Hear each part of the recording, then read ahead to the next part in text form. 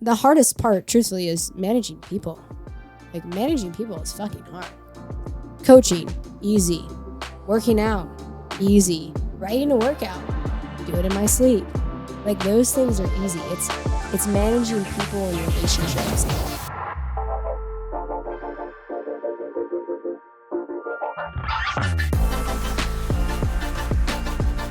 What is up, guys? Welcome back to the Zach and Pat Show. I'm Zach. I'm Pat.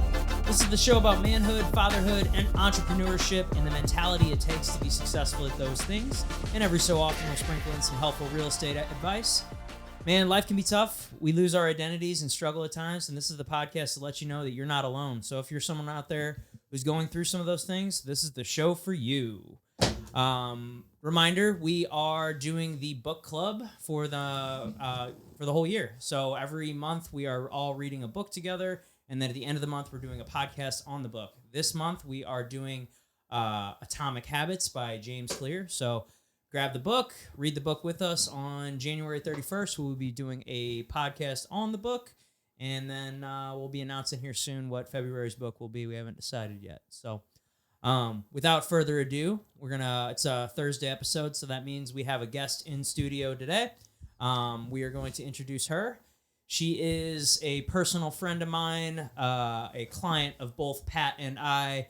She is my coach, the owner of CrossFit Achieve, the great and powerful Rachel Compton.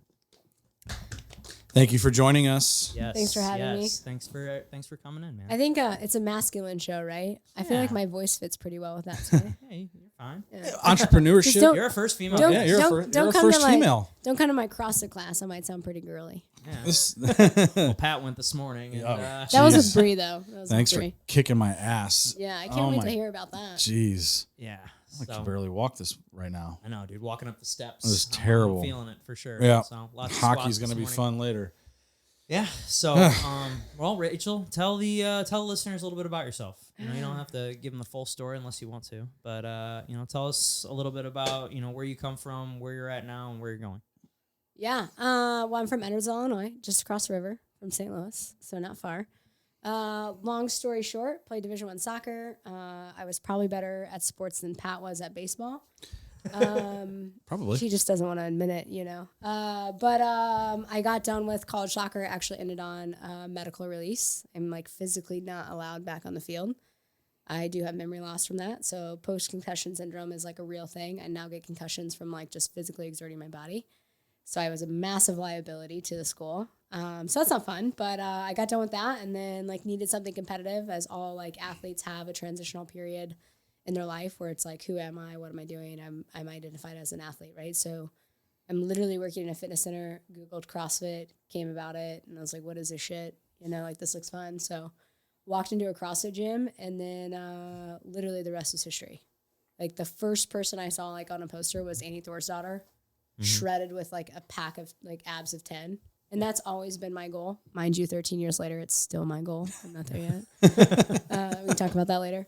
But so I got done playing soccer, found CrossFit, and then worked at the university, had a great job, had an opportunity to coach soccer, and that was my end-all dream job was coach Division I. Was right on that path, and CrossFit led me down a different journey. Yeah. And left a really cushy job to go make $24,000 a year that my dad did not approve of. Fast forward, I've now been in business for 3 years. Yeah. That's awesome. A special place. So that's kind of a little bit about me. Where'd you play college soccer at? SEMO. So nice. Southeast Missouri State. So gotcha. So what was there's a pack of 4 schools. What was it Missouri State, SEMO, Truman. I think Truman was in that. They're all Central in Missouri? I don't know, one other one. Yeah. Anyways, so small Big Ten, or not Big Ten, small Division I, but still OVC champs. Yeah, and you were a soccer player, so yes, you were hands down a better athlete than I was. I just was able to throw a baseball. So what position did you play? I was a pitcher. Okay. Pitcher. Yeah, so you don't have to be super athletic to be a pitcher. It's not like I'm hitting a baseball or trying to make these acrobatic catches. I literally threw a baseball. Yeah, like Luckily, I could throw it hard. You did CrossFit today though. So I like did. one of the things we talk about there is like quarter extremity. You know what I mean? So like Right. there's some for sure athleticism involved in there. Yeah. You know, so 100%.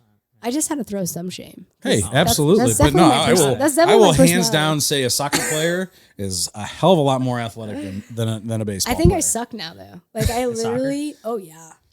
And did you coach at SEMO too then? No, like I suck. It's kind of embarrassing. And did you coach at SEMO? No, that was like what my transition was. So when I finished, I did. I was working in athletics and did an interim. Ended up doing my master's. I wanted to be an AD at a university, which is really hard for women. But like, I don't really care. Like, I'm always going to do what the opposite of what society tells you to do, probably.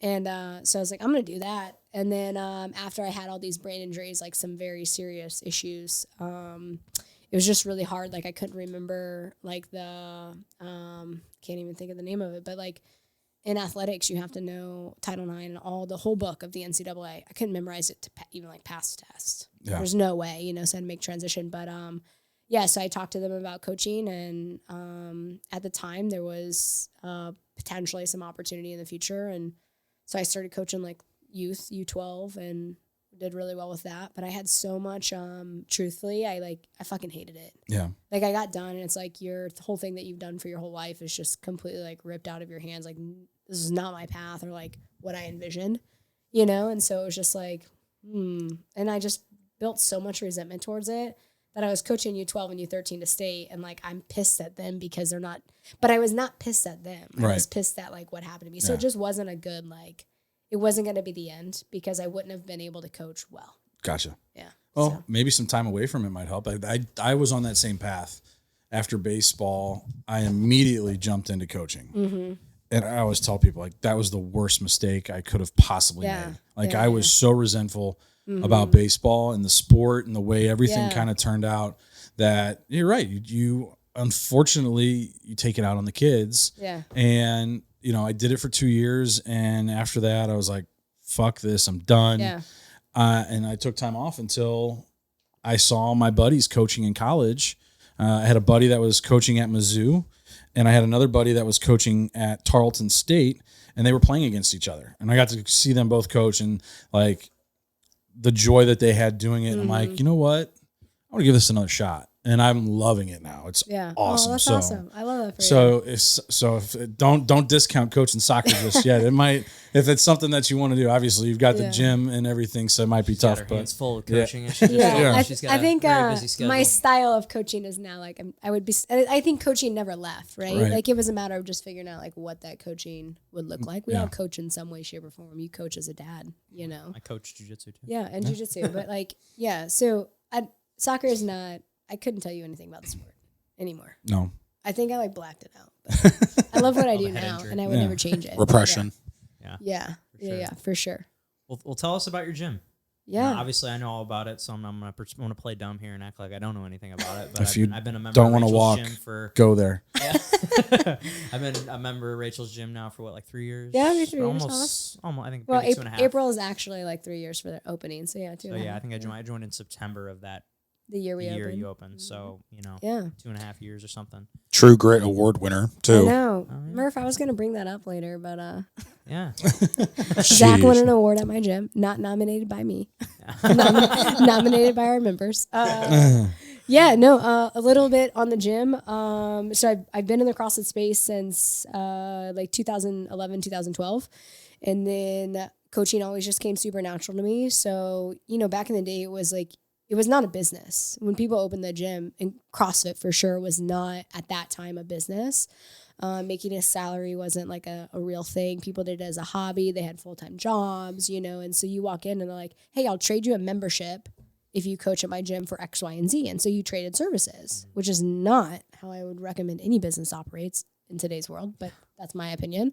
And so, yeah, I started coaching CrossFit, even though I didn't really know anything, you know, but I like interned a little bit and traded what I was doing for that. And then, you know, through that time, it was just like learning about how to coach, run a gym, what people were doing, and then I found a full-time job in Springfield, went there, moved to St. Louis, coached at a full-time gym here, and through that, I'm observing like what other gyms are around. And it was like, in order for us to grow in that current space I was in, it was like buy out another gym.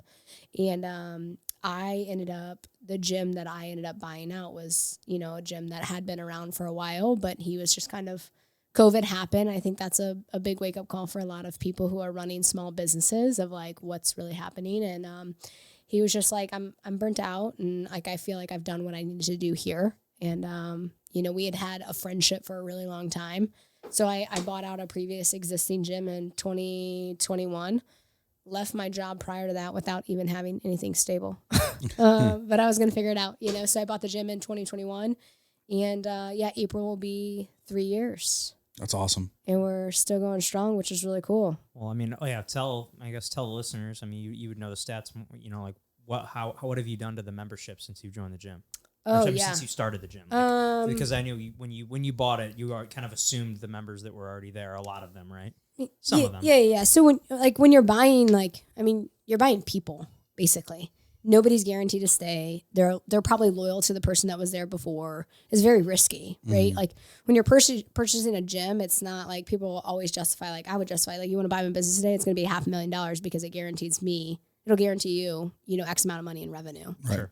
And so you're always emotionally going to say that, but it's really not, it's probably not worth what you think because you're buying a gamble of maybe these people stay. They may not fucking like me. Right. I'm kind of an asshole sometimes. Right. But, I bought it, and of course, everyone's going to, numbers, and I'll be respectful in every way, shape, or form. But let's just say I bought the business with maybe 41 paying members of everyone paying a different price. Oh, so wow. on day one, we're negative. Like, day one, I'm like, I bought this business, and I get into the books, and I'm like, whoa.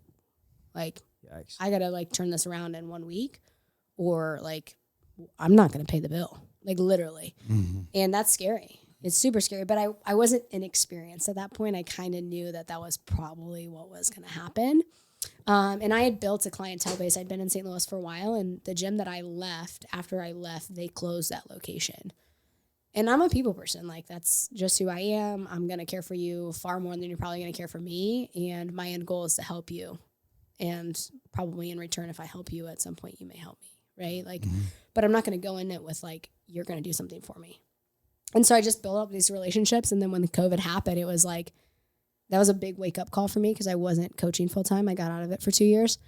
And I was like, people need true help, and people actually need coaches that fucking care. And I think that was it just pissed me off. I'm on the backside, on the other side of watching all these gyms that could literally just help our fucking community. Right. But nobody was doing that. So I literally had all these people's emails, and I emailed all of them. Not coaching, not getting paid. Hey, it's a shit time. I know you're struggling, one, probably mentally and physically, because you don't know what to do. I've created 60 days of programs for you. Do them at home. Let me know how I can help you. So I just kept those relationships going. And so then on day one, of course, I emailed them, and oh my God, Rachel's back. And so in the first week, I had signed up 56 people. Oh, wow. Yeah. Which is awesome. Right. So you don't have much. And then it's I think that just is just care for the people, and at some point it'll happen, Yeah. So 40, maybe 41, 46 paying-ish members, definitely more numbers on the table, but not necessarily paying, right? Sure. And then fast forward, I think we hit our highest of just under 150. Oh, wow. And don't we're not at that right now. We fluctuate. Everyone fluctuates, right. Building gyms really hard. Most gyms probably struggle at getting 100 members, if I'm being honest. And I'm not perfect, and we go up and down too. But we have definitely a steady income of people, and so that's kind of where we're at. Yeah, that's just part of a gym. People just come and go. Yeah, people they do. Consistent. Yeah, people like myself who used to be there a lot more than I used to. Yeah. When I moved out here, it's a little bit harder for me. But hey, I still make it there as much as I can. Usually shoot for 2 days a week at least minimum. So, for sure. But I love your gym has got something special there. I mean, just all the coaches just genuinely care. You guys really, really just treat everybody right. I mean, it's just such a friendly, fun environment every time I'm in there. So I look forward to going every single time. Well, thank you. Other than the brutal workouts.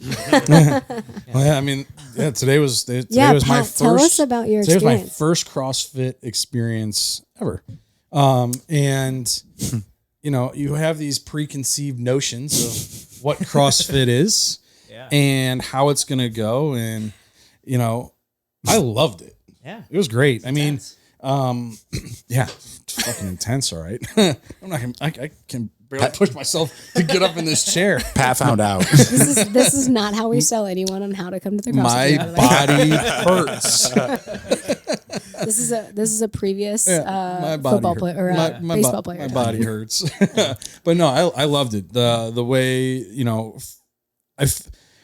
being new, coming in, felt very welcomed, and just right off the bat, Bree was great. Chit chatted for a minute. She goes, "All right, let's go. This is what we're doing." And we immediately hopped right into warm ups and got rolling. And I mean, I train elsewhere. I train elsewhere, which I'm probably going to switch because that was great. And timing in the class, the time works better for me at 9 o'clock than the other place. So, but it's in my concept of it was I didn't realize that there was different levels of it. Yeah. And I feel like the way it's promoted is it's like go high intensity. Like I'm gonna fucking die. Like I have it in my phone that says Zach and Rachel are gonna make me puke at 9 a.m. That's exactly what it says because I was going in thinking that I was gonna have we were gonna go balls to the wall the whole time. I mean, and it was tough, but 15 minutes of hell. But but it was, and that's the thing. It was like I'm thinking like. The stuff that you see at the CrossFit Games, like the stuff that you were training that guy on with, Muscle-ups. like I'm like, fuck, I don't know how to do that. How the hell am I going to do this? And like, I'm glad I walked in. I'm like, oh, we're squatting. Fuck yeah, I love squatting. That's like that's my workout. You can do that. Yeah, I can do that. That's my workout. That's why when I looked at the workouts this week, I was like, all right, man, I hope Wednesday is going to be something that's like not, an Olympic movement, or we're not doing, some crazy gymnastics movements or anything like that. Yeah. Good. Yeah, I thought it was a good one for you to... Squatting has always been one of my favorite workouts. I mean, hence I got a big ass. And You got some legs. Yeah, That's it's what horsepower. right. It's that's where your power comes from in baseball. So that's what you need. So I mean, my whole life has been built around squatting. So I'm like, oh, this is gonna be the best workout to get into. But then you start throwing in riding a bike immediately afterwards, and you're like, Nope. Fuck my life. Yeah, it was, but it was great. I enjoyed it. I was keeled over. I'm surprised that I didn't throw up. I was pretty close. I guess I didn't push myself hard enough since I didn't throw up. You don't need to throw up. Rach, did you say it was the assault bike? Yeah, the ass bike. The most horrid piece of equipment known to man. It's the worst. Yeah, you're going hard. You're trying to knock out 10 cals to start, 10 cals to finish, and you've got 3 minutes with an exercise in between, and that second 10 cals after you get done jumping rope for that amount of time, you're just like, fuck. I get it, dude. Wait, you did 300 with us that one time in the gym. I've done 300 probably multiple times. Okay, so that's where I got my first experience with the assault bike, and I didn't understand pre-workout as well as I do now. And I took Project One. Yeah, that's a mistake. And Project One has a lot of pump products in it. And so when you're trying to do like a heavy conditioning workout that involves running, ass bike, ski erg, rower, and more running, I puked twice and we still won somehow. Me who does no CrossFit. By the way, guys, this is not because of CrossFit. This is because of pure ego. Something to get get me a bad rap. Yeah. Yes. Pat, I'm kind of curious though, like maybe I don't want to say like genuine way. By the way, earlier I said I'm an asshole. I really don't think I'm an asshole, but I'm pretty hard when I No. I think the core of me is pretty hard, but when it comes to like helping people in fitness, it's not that way. Yeah. But You're not an asshole. if you don't mind, I think you have to be a little bit of an asshole though to be successful. Like that's of part of course. it. Like you gotta especially have a little ego. Yeah, exactly. Yeah, of course. But I'm kind of curious. So your preconceived notion of CrossFit is what most people are, is like this thing you see as CrossFit Games. And it's like this hardcore thing. And obviously we're talking about puking because it's fine on this situation, right? But that's what people think, or they're super nervous. And then now I thought it was awesome. It's different. Yeah. What's your take on that now? So it's a more intense version of what I was already doing. So like, I think I said it at the gym today, like where I work out at, and I love where I work out at, but it's we do rounds like that, but it's like, hey, you have 15 minutes to do these 4 things. Do as many rounds as you can. So there's days where, I'm really pushing myself and I'll get 4 or 5 rounds in. There's other days where I'm tired and I get 2 or 3 rounds in. Which is okay. Yeah. Right. But like this one, like I had to do 5 rounds. Like and I felt it was more, and I've said this a few times, for me, working out is more mental than physical. And Bree nailed it. Like we were on our 4th set and she goes, guys, this is the mental test. Like this is where it gets tough. Yeah. This is where it's gonna be mentally the toughest part. So push through it. And that last round you fly through it. Yeah. I'm like, the last one's easy. Yeah. I'm like, fuck. That's so at the end of the tunnel, baby. I'm like, yeah, that's so true. And, and I just pulled in, just immediately thought of David Coggins and get rid of the bitch voice in my head. Like, get rid of the bitch voice. Who's gonna carry the boats, Pat? Yeah, get rid of the bitch voice. And I'm like, all right, let's go and push through it. It was great. Like, and I made it through and was able to get through all of them on the level 2. I was like, I'm gonna push myself. I'm gonna, I'm not gonna go full RX, but I'm gonna do level 2, and I loved it. I thought it was great. What I really like about CrossFit versus any other type of like fitness I've done a lot of different stuff, but I really like the aspect of, it's a group. We're all doing the same thing together. We're all like suffering together. And you get this kind of, you get a competitive kind of thing. Totally. You're like, I'm trying to keep up. If I'm working out with Bree, for instance, I'm like, well, if I can sort of even kind of keep up with her, I know I'm doing pretty good, and I know that. And then, you got other people in the gym that, you're pretty competitive with, and, you just get competitive. And that's what I like about it. But I like that it's a community. We're all suffering. I say suffering. We're all working out together. Yeah. But, it builds this like community. There's something about when you go through hard things together, you grow. You grow. And you respect each other. And you respect each other, and you develops these awesome relationships. And speaking of that, like if you're going to move anywhere, the first thing you should do is join a gym, because those are the people that are going to push you, and those are the people you want to be around. Yeah. There's one gym in particular that I absolutely despise, and they make it seem like everyone else that doesn't work out there is an asshole. I can't even work out there anymore. Pat, let's call him out. Please tell your Planet Fitness story. Well, that's they have. By the way, they have a genius business model. Right. They do. I mean, so kudos to them. But fuck you. Yeah.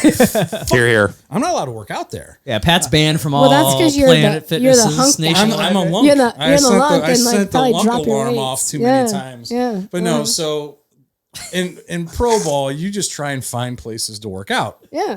The teams, the towns that you go into will have things set up for the opposing teams to work out at. Yeah. I mean, you're not playing in fabulous big league stadiums.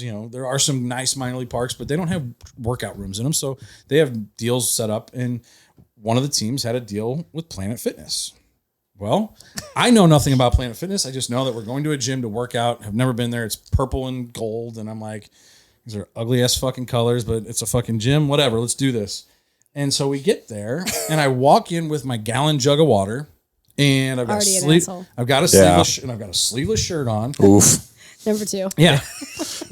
And it's a leg day. So I had just pitched, and I knew I was going to be off. Can't even free squat there. Yeah. So I was going to squat, And so I get in there, and the first thing I do, I'm signing in, and they're like, sir, you can't have your gallon jug of water here. Yeah. Are you serious? You're not allowed to carry a gallon jug of water in. Is this a new rule? No, this was back then. They're like, sir, I had to take it back out to the bus. Oh my God. Well, I drink a lot of water when I work out. So there was a Walgreens in the parking lot. What do? I go and buy a giant pack of individual waters. 24 Ks. Yeah. Yeah. So you can't kick me out for that. Fuck, it's single waters. Yeah, it's single waters. Not a gallon jug. It's not a gallon jug. It's always great looping around the rules. So looped around that one. And then, so I get in there, and so you walk in with it just like on your shoulder? I just walked in carrying it by the sides like this, and they're like, sir, I'm like, it's not a gallon jug, like it's individual waters. I'm fine, right? It's not. It's beats your rule. We're good. And they're just glaring at me. So then I start working out. So I'm like already pissed these people off, and so I go and I do my warm ups, and the next thing you know, I like see this fucking alarm on the wall. God. And I'm like, what is that? And they're like, well, if you make too much noise or you're grunting or, the camera sees that you're lifting too extreme of weight, like something like that, it's going to set off Lifting too extreme of weight. Something like that. Yeah. Like there's video cameras. I forget all what sets it off, but one of the biggest ones is noise. And so like dropping the weights or grunting or anything like that. So I'm like, you know what? This is gonna be fun. I'm gonna set this fucker off. And it was, like I said, it was squat day. So I'm loading it up, and one thing I found out is that they don't have any free racks. Yep. It's all Smith machines. I'm like, what the fuck is this? Like, how am I going to get better? Like, okay, I'll do this. So then I start doing it, and I load this thing up. The next thing you know, they come over, sir, because I had taken weights from other machines. Like, they have everything set up for each thing. Yeah. And it's like, I'm like, what, am I not allowed to take weights from a different machine to put it on here so I can use more weight? And they're like, they got upset about that. So I'm like, God, I'm just going to set this fucking thing off as many fucking times as I can.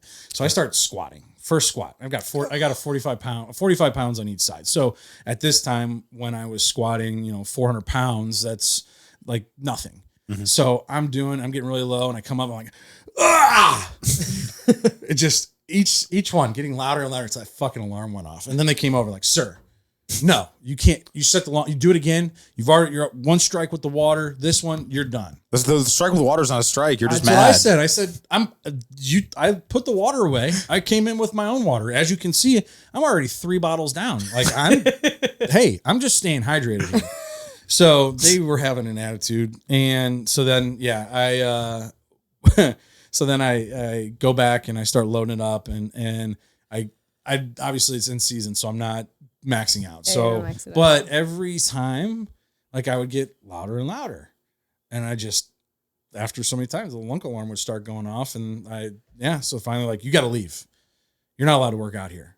And I was like, good, this place fucking sucks. Like, I'm never coming back here. And like, well, we can arrange for that to happen. I'm like, please do. So anyway, so then I guess it was a couple years later we go to another Planet Fitness, and I'm like, I don't want to fucking work out here. And they're like, well, this is all we have to choose from. I'm like, all right. So I go to fill out the information. This is like a whole different place in the country. Yeah. Okay. And they're like, sorry, sir. You can't work out here. I'm like,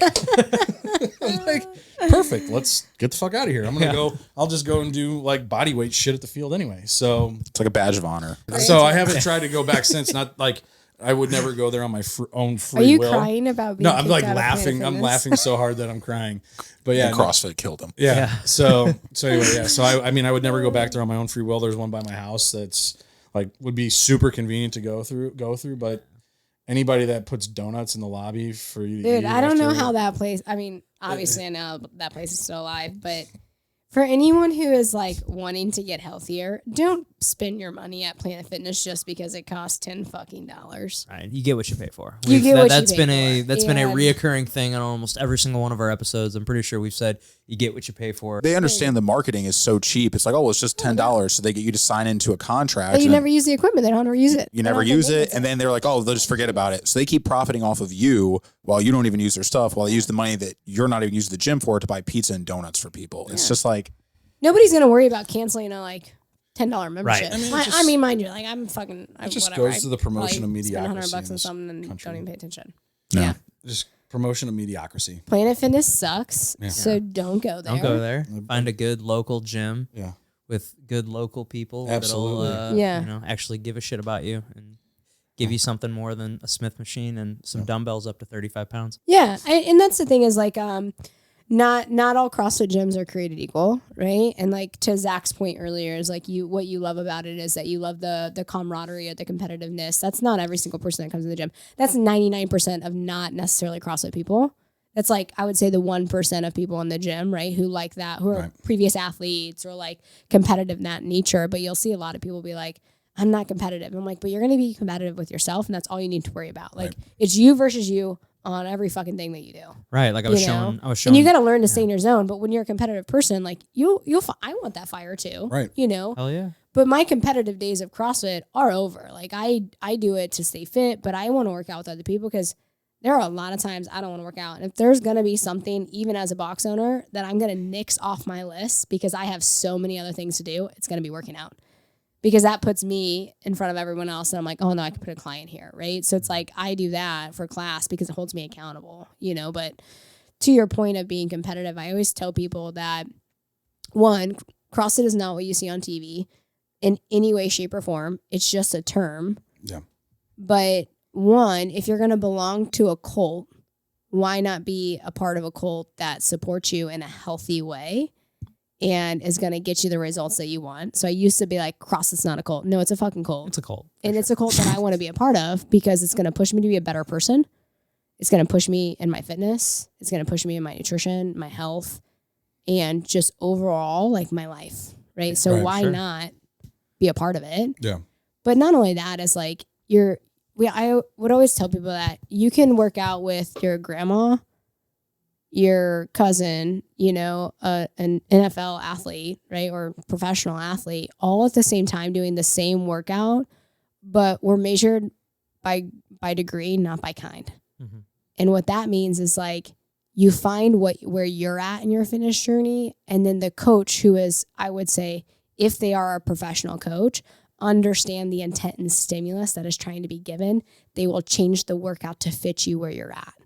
So Pat, you may back squat, 400 pounds, but I'm over here with just the barbell because I'm learning. Right. But that's really hard for me. Right.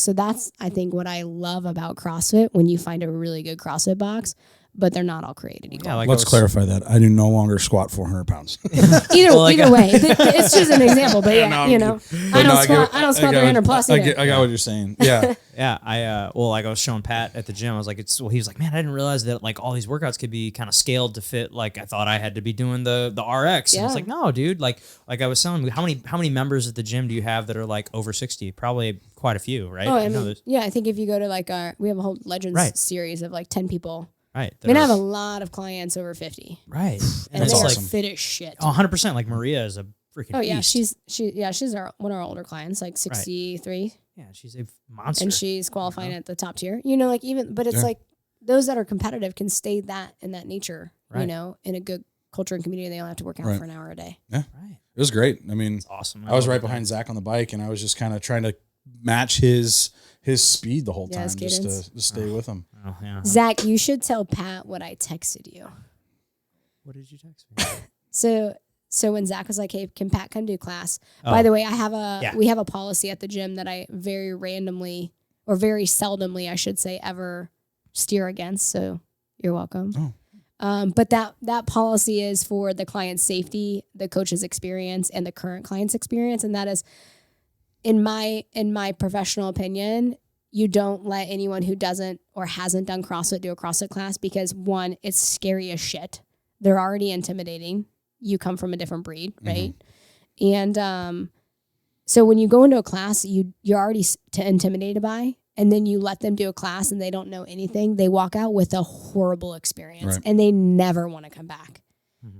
And like, I can't tell you, 10 people in the last month, like, can I try a class? And then I have a no sweat intro with them. Like, oh my God, I am so glad you did not let me do that.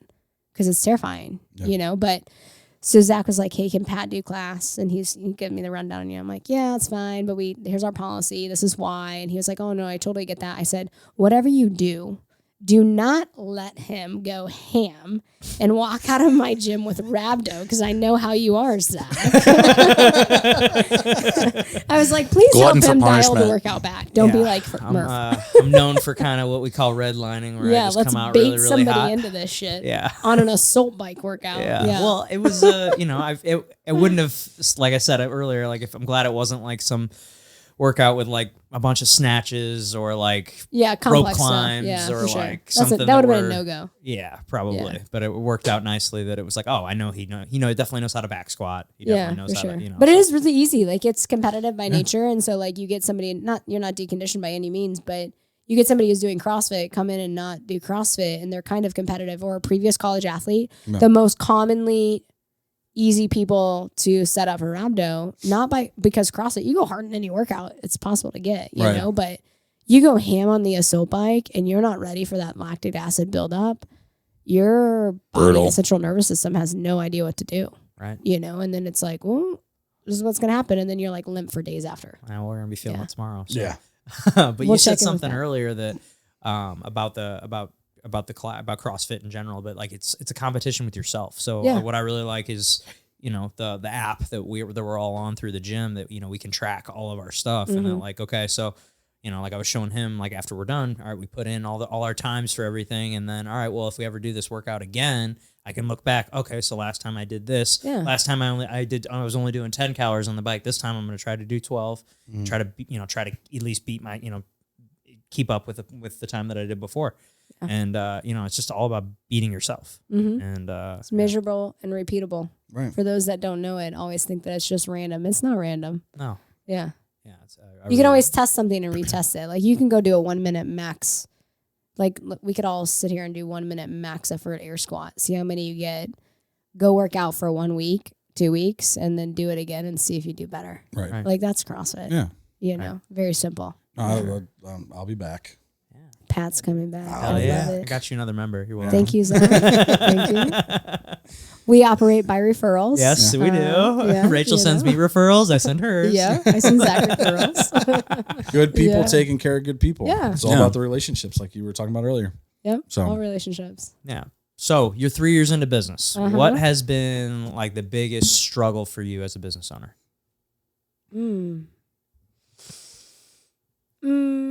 I would say statistically, like, let's be real, like most businesses fail in the first 3 years or 3 to 5 years. And then like, I would say statistically proven years between like 3 and 5, like those are grinded hard.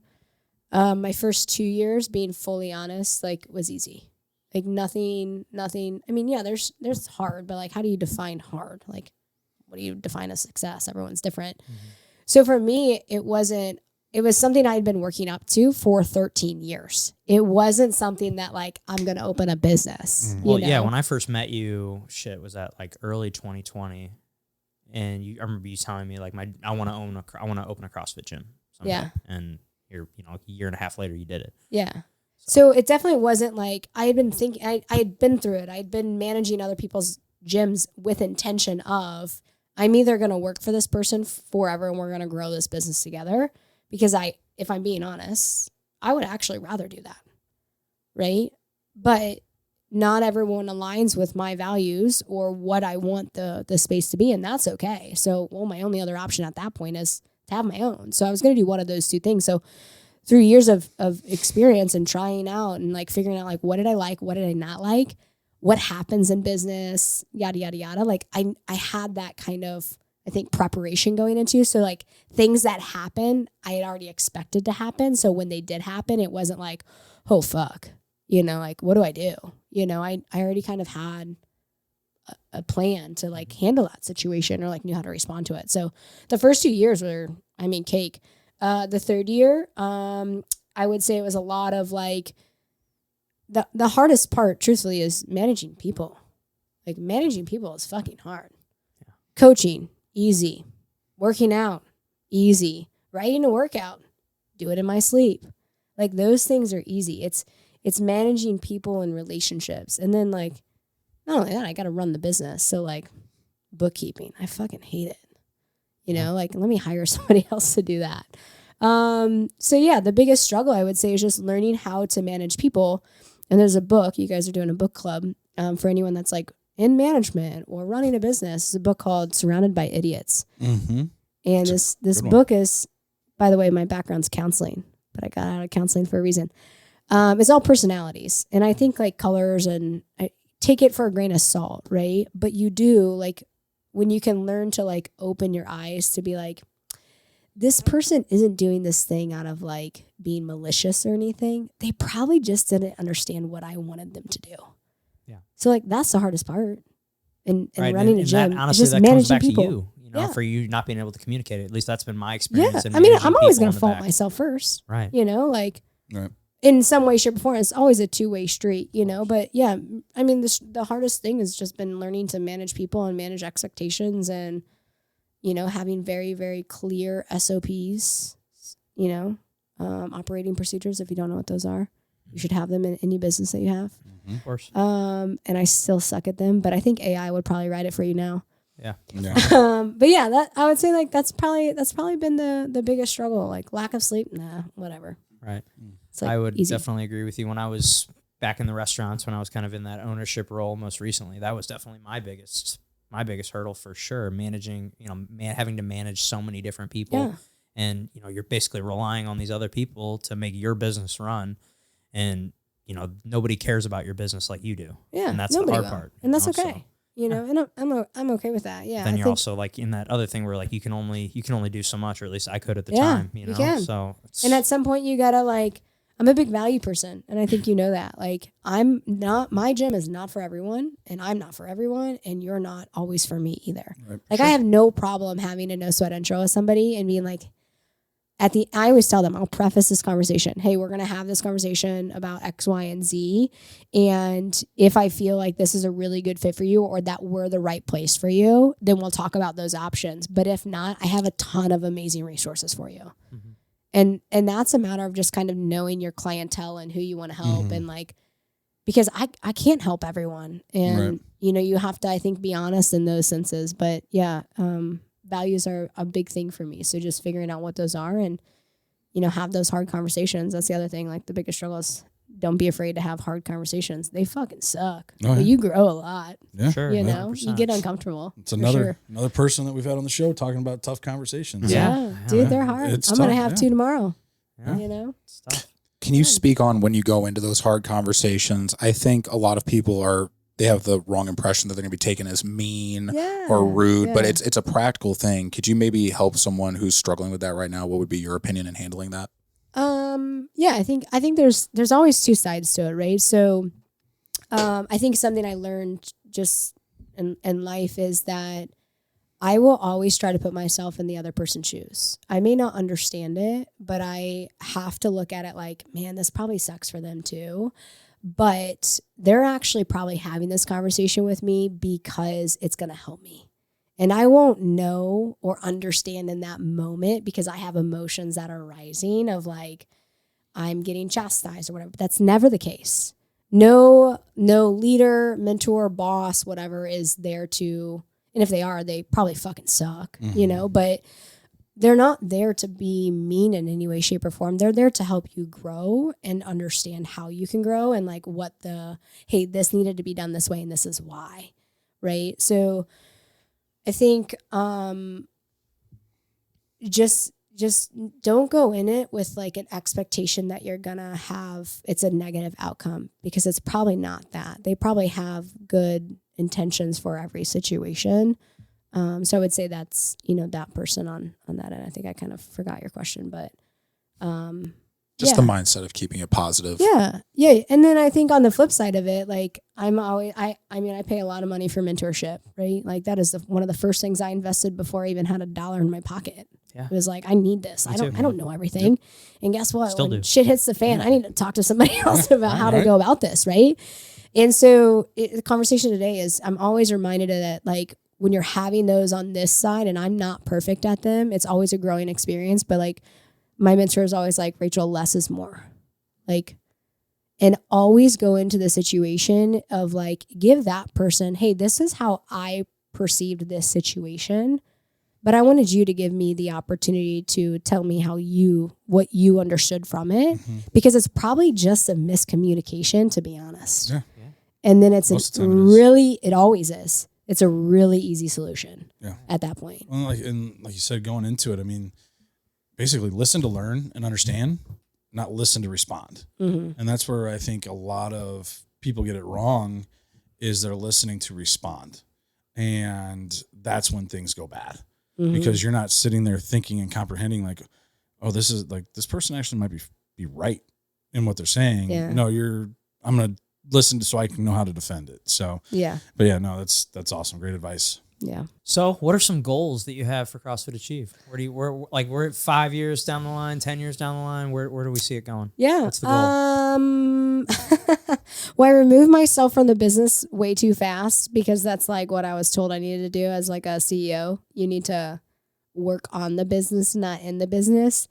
So when I pretty much like kind of removed all of the fun things that I enjoyed, I'm like behind a computer 24/7. Well, people don't think that, like I'm literally sitting at my desk all the time.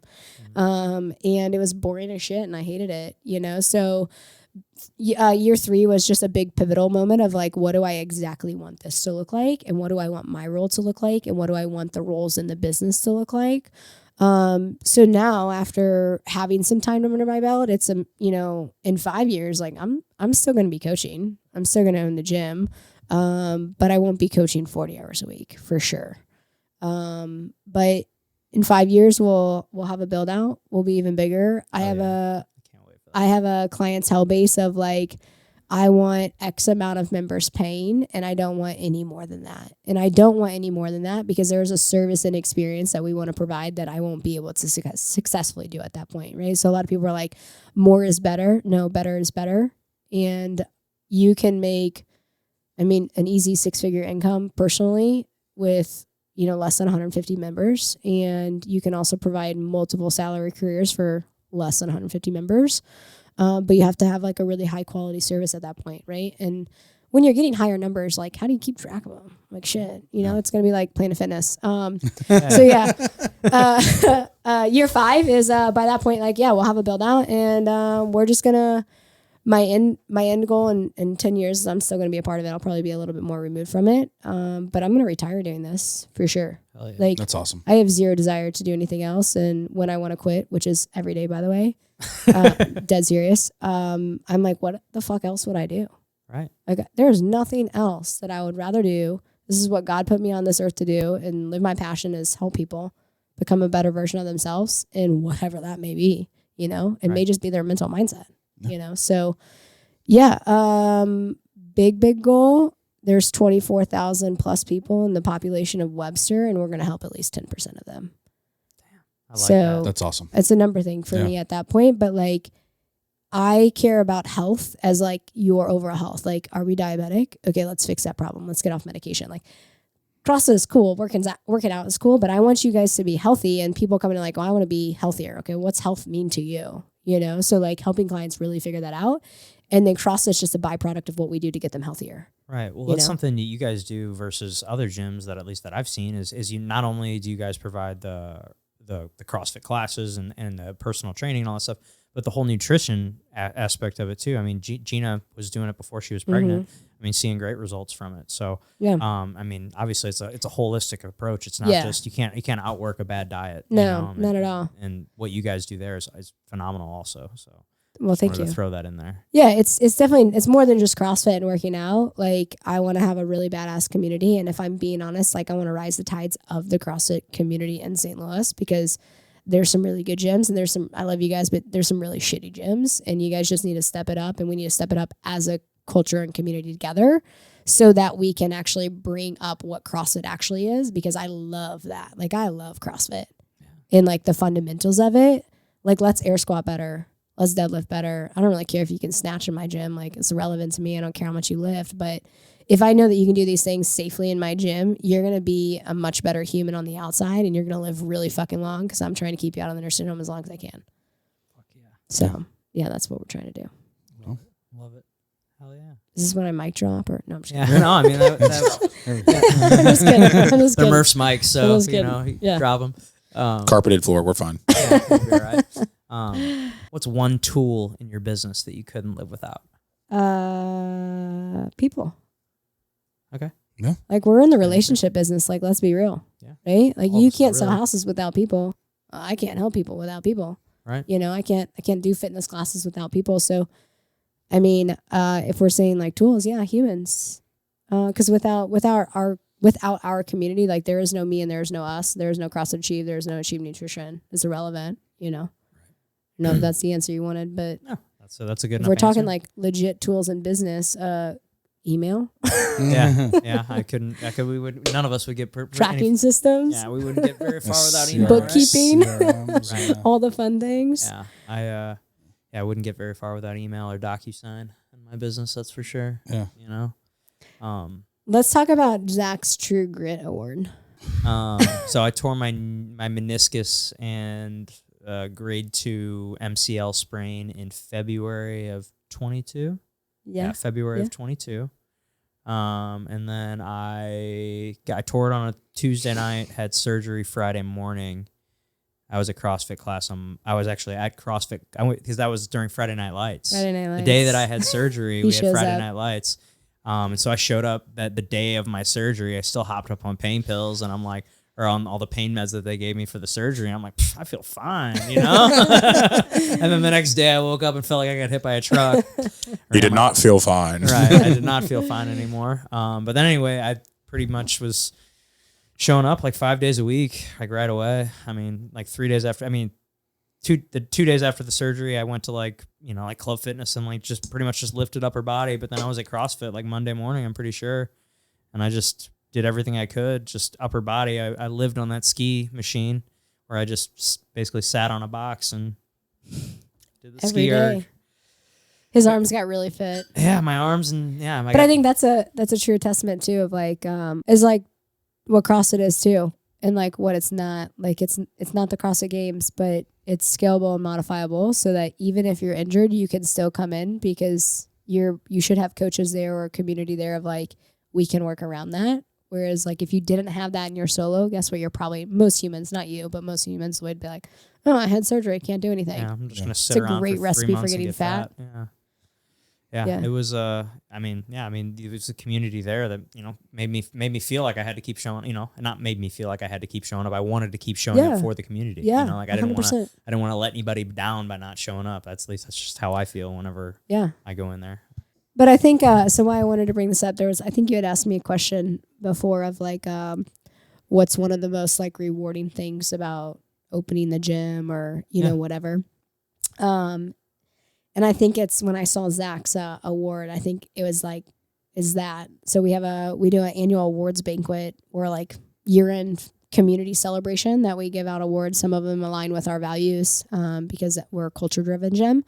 And that's super, super important to me. And that's kind of what guides us. But we also do super fun ones, like silly ones, like who pees or who's going to pee the most in class or something, you know. But so this award reminded me of that question you asked is like, what's one of the most rewarding things about opening the gym? And I think it goes back to like our true mission, which is helping improve the health, performance, and happiness of all of our clients. And all of those pillars are different for everyone, right? So like being a dad, being a mom, being a husband, being a wife, sister, brother, whatever it is, like those are aspects that are going to improve through fitness. But I think it's realizing that like we have the opportunity at our gym and any gym in general, but I have the opportunity to really help people change their lives and save their lives. And so this past year, one of our members had a full aortic dissection all the way down, and the guy should not be alive. But the doctors literally told him, hey, the only reason that you're alive is because you decided to take care of your health this year and you got really fucking fit, and that's what saved your life. Just got goosebumps. And he has a family of 4, and he ran out. He was doing a run, 3-mile run, comes in and collapses in his kitchen in front of his family. And he's in surgery for 24 hours. Like, he should not be alive. They told him he would never work out again. And he's back at my gym working out 6 days a week. Fuck yeah, That's awesome. Shout out to Kyle and Like, his family. really fucking cool. So, like, Was that the guy there today? No, he wasn't there. no, he was there this morning. And this morning we've been working on zone training because he has to keep a certain blood pressure and certain heart rate. By the way, talk about like this person comes back to me and trusts me enough with their life to like figure out how to make this work with him and his doctors. And I'm like, holy fuck, I don't know anything about fuck. I got to research a lot, right? Yeah. Like, that's scary, but I was super honored, and it's not me. Like, it's our team, it's our community, it's our people like that make that happen. And, so it's the fact that like we can do that. And so this morning he did a workout and he kept his heart rate exactly flat all the way across, which means his aerobic base is improving, and that's really fucking cool. And he got stoked about that, and I'm more stoked about that. Like, that's health to me, right? That's why I opened the gym versus like you hitting a PR on your back squat. I mean, like, that's cool. Sure. But that's not going to be the end. Like, that's not going to keep Doesn't coming matter. back. Whose Not life gonna is going to keep be me changed alive. from that? His life will be changed forever. Your life won't be changed from PRing. I'm done. I'm over PRing. Like, I'm just there to stay fit, you know? Like, that's the most rewarding. Like, when you want to quit, you're like, no, we're doing something really cool. figure it out. I think if anyone is like on the fence about where they should work out or what community they're going to invest in, you should go to a place that's mission driven. Like profit margins are cool, just like PRs are cool. But if you aren't there for a really strong why, it's going to be hard for people to believe in you. Like, yeah, they might pay for your service, but who believes in you? We both come from a background like that where belief is everything to brand loyalty and 100%. longevity on top of that. Yeah. I mean, I learned a lot from a company I previously worked for. Absolutely. But I went there because those were already things I had. But I think, for anyone, and you might ask me this question, but anyone that comes in is like, I want to get healthy. I'm like, what's that mean? How are you defining that? Like, you have to have a reason as to why you're doing this, because I'm going to tell you right now, in 1 week, you're going to want to quit. You're going to want to quit at Club Fitness. Sure. You're going to want to quit at jiu-jitsu. Like, it doesn't matter. I don't care what you do. And that's what I tell people. If this is not for you, I will follow up in 3 months to make sure you're still doing something. And if you're not, then it will be my mission to get you back into my gym so that I know you can live longer. But you have to have a reason. Like, whether it's weight loss is weight loss. Like, you're going to get to your end goal at some point. Well, what else are you doing it for? Right. If it's just to lose weight. It's not going to last. It's not going to last. Yeah. You got to learn to love it. Yeah. And I think that's why I do love working out. And I think that's why I've stuck with it as long as I have. I mean, it's just a part of what I do now. After you do something for a long enough, it just becomes what you do. I mean, I think every person in this room, I can't imagine myself like not working out. I did it for 7 years after I retired from baseball, and I was miserable. Right. Yeah. It's just it's something about it. It makes me feel better about everything. It makes everything work better. I mean, think about it. Like, most people, like, this is like sales, but most people actually work out so that they can show up to be their best selves for everything else that they need to do. Yeah. Right.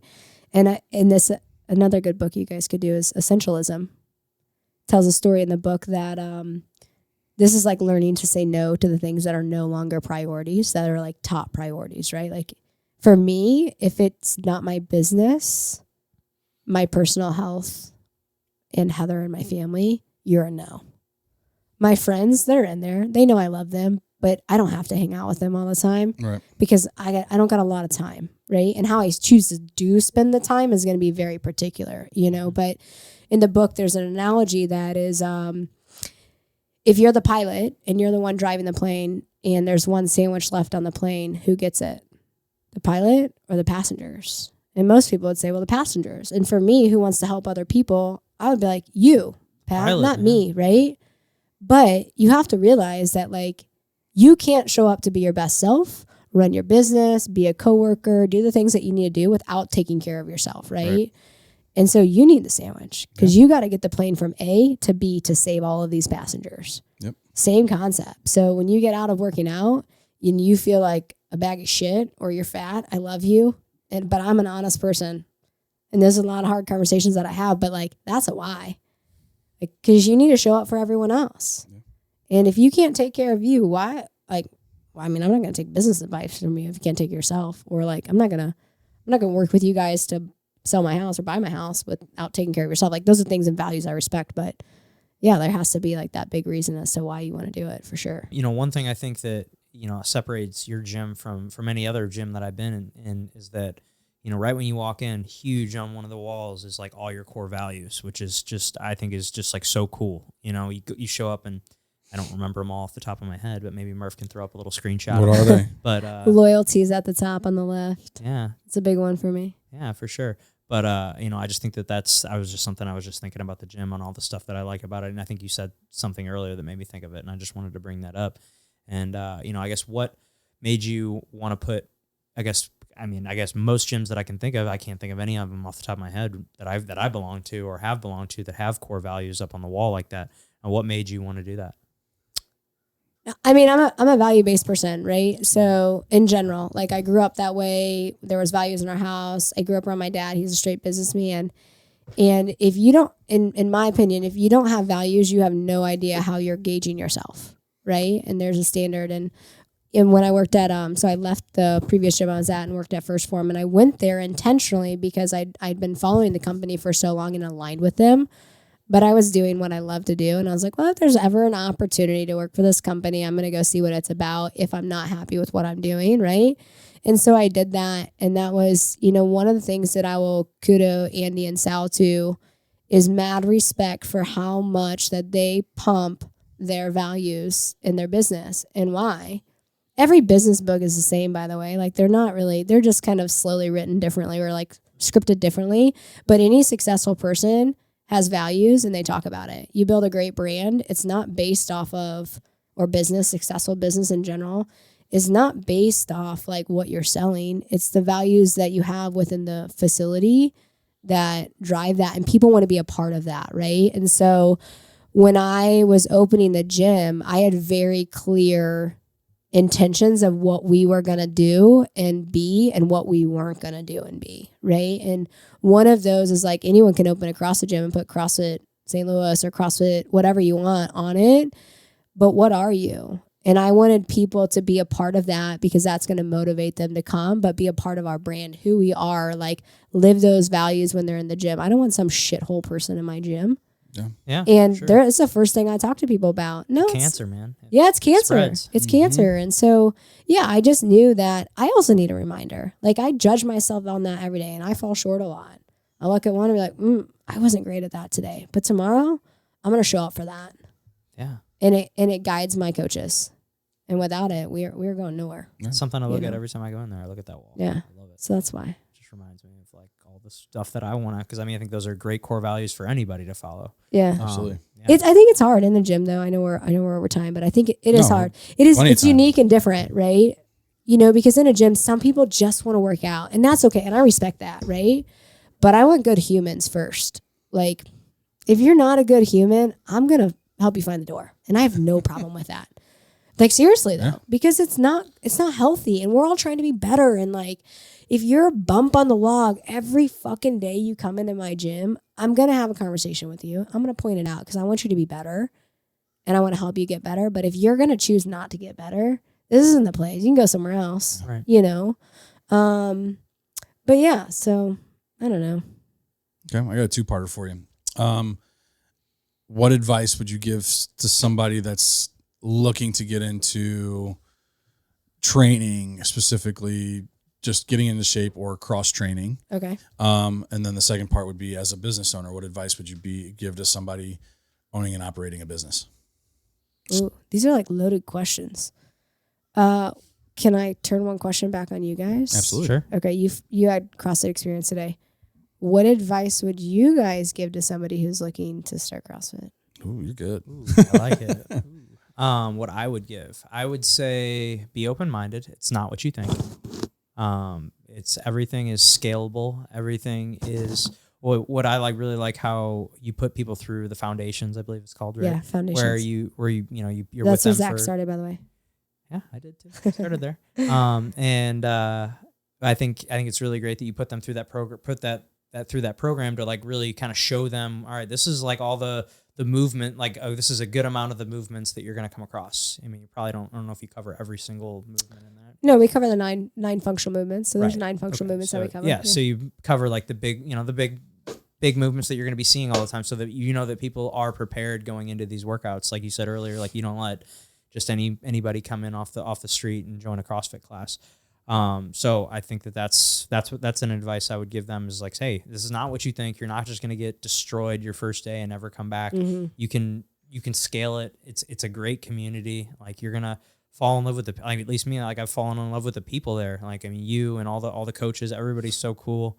And it's just, it's a fun place to be. Anytime I go there, I'm happy every single time I walk out the door, and I'm exhausted when I leave.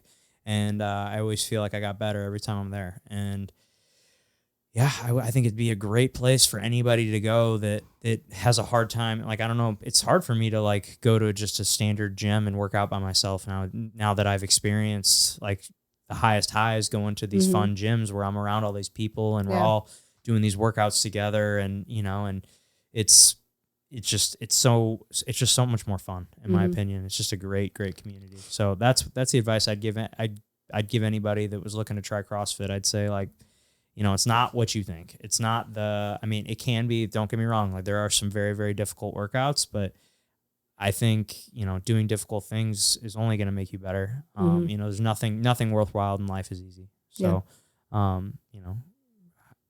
that's my advice I'd give. I agree. Yeah. I mean, you hit the nail on the head with being open-minded. I like I said, preconceived notions, and I showed up like, this is what's going to happen. And I was thinking I was going to be doing all the lifts that you see on TV all at once, every single time through. I am looking forward to coming back and getting the fundamentals, going through that. But no, yeah, definitely be open-minded. And, you have to be ready to work. Like, you can't not, like, if you're going to do this, you have to want to push yourself to get better, because you can't, this isn't one of those gyms where you just show up and walk around and talk on your phone. And like, you're busy from one thing to the next. So be ready to work. If you're not ready to work, then don't go. No, that's for sure. But definitely be open-minded. Yeah. You're not ready to change at that point if you're not ready to work, no matter where you go. Right. Yeah. No, that's perfect. And the reason I asked you guys is because it's really easy for me to say something, right? Like, I do it all the time, but I think what I've learned over the years, and it's evolved, like, you ask me this next year, it's going to change, but, I think anyone, whether it's CrossFit or getting started in fitness in general, is that, let's just say CrossFit, one, understand that it's going to be a little bit more expensive, or I should say it should be, to get started for your safety and experience. But then number two, if you're looking for a gym, don't start at a CrossFit gym that doesn't require you to do 3 to 5 personal training sessions to learn the basics before you get started. And then be humble, even if you have prior lifting experience, because you may know how to back squat, but it doesn't mean you have overhead mobility, and you're going to get injured, not because of CrossFit, but because you don't have the range of motion. And any good gym will make sure that you have that first before we start lifting heavy. Move well before you move fast and heavy, always. Fast, smooth is fast. Yeah. I say it all the time. And then your second question was, what was my as a business owner, advice? what advice would you give to a new business owner? Not just about not gym related or anything like that. You've mentioned a few times how, it's all from the same book, whether it's a gym or something else. What advice, as a business owner, entrepreneur, what advice would you give to people thinking about getting into entrepreneurship, whatever, however you want to say it? Yeah. Number one, it's going to be 1,000 times harder than what you think. And that's okay. Accept it. Figure out a way around it. Number two, understand that you're always going to be learning. And each day is just like another opportunity to make some changes. Number three, learn communication skills. And I would always say, never fault somebody before you really think about, did I explain everything to how to tie your shoe, to how to put your socks on, like the most basic, how to put the toilet paper on the toilet paper roll. Like, never assume anything, and just communicate really well. And just don't quit, Just don't quit. You're going to want to quit, and that's okay. That's been a theme throughout this is the no quit, not having that fear of quitting, that mentality. So yeah, awesome. Well, I think that's a good spot for us to end it. So I appreciate everybody listening or watching today. Make sure you subscribe, like the show. If you want to hear or see more of our stuff, you can follow me on Instagram at Zach_Fagus. Pat is at STL_mortgage nerd. Rachel is at CF Comp 18. And you can follow her gym at CF Achieve. CF Achieve. We appreciate you guys. We will see you on Monday for our next episode.